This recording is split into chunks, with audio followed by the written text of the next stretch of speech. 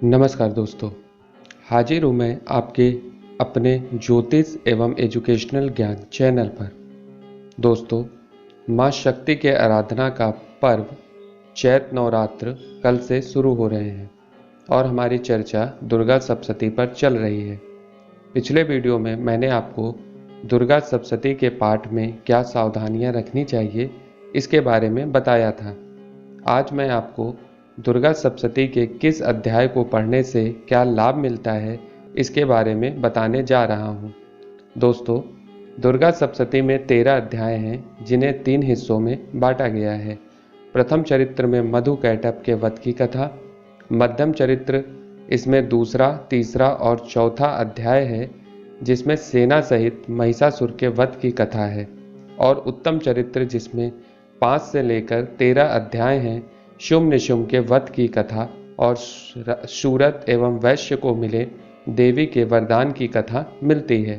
तो आइए जानते हैं कि दुर्गा सप्तशती के 13 अध्याय पढ़ने से क्या लाभ मिलते हैं और हमारी विभिन्न समस्याओं से छुटकारा पाने के लिए किन अध्यायों का अध्ययन करना चाहिए।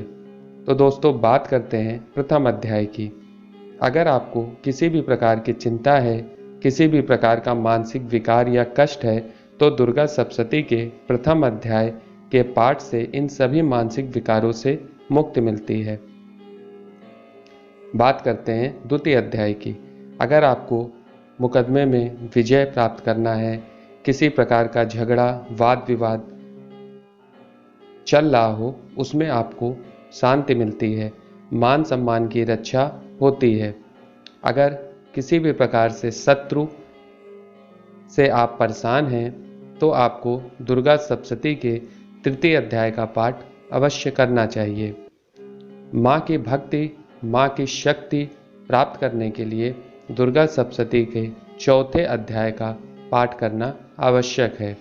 अगर आपको किसी भी प्रकार का भय है, भूत प्रेत बाधा या बुरे स्वप्न अगर आपको आते हैं, तो आपको दुर्गा सप्तशती के पंचम अध्याय का पाठ करना जरूरी है। किसी भी प्रकार की तंत्र बाधा से मुक्ति हेतु, जादू टोने व राहु केतु से मुक्ति प्राप्त करने हेतु दुर्गा सप्तशती का छठा अध्याय पढ़ना चाहिए। अगर आपकी कोई विशेष कामना है तो दुर्गा सप्तशती का 7वां अध्याय पढ़ना चाहिए। बिछड़े लोगों से मिलने के लिए या किसी भी प्रकार के वशीकरण के लिए अध्याय 8 को पढ़ना चाहिए। संतान प्राप्ति हेतु, पुत्र प्राप्ति हेतु दुर्गा सप्तशती के 9वें अध्याय का पाठ करना चाहिए। अगर संतान गलत रास्ते पर जा रही है या आपको किसी अच्छे व योग्य पुत्र की कामना है तो 10वां अध्याय पढ़ना चाहिए। व्यापार में किसी भी प्रकार की हानि या नौकरी में हानि हो रही है, धन हानि से आप परेशान हैं या अनावश्यक खर्चों से परेशान हैं, तो अध्याय 11 का पाठ करना चाहिए।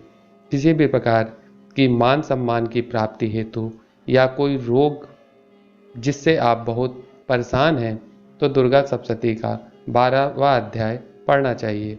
और माँ भगवती की भक्ति प्राप्त करने हेतु या किसी विशेष मनोकामना की पूर्ति हेतु अध्याय 13 पढ़ना चाहिए।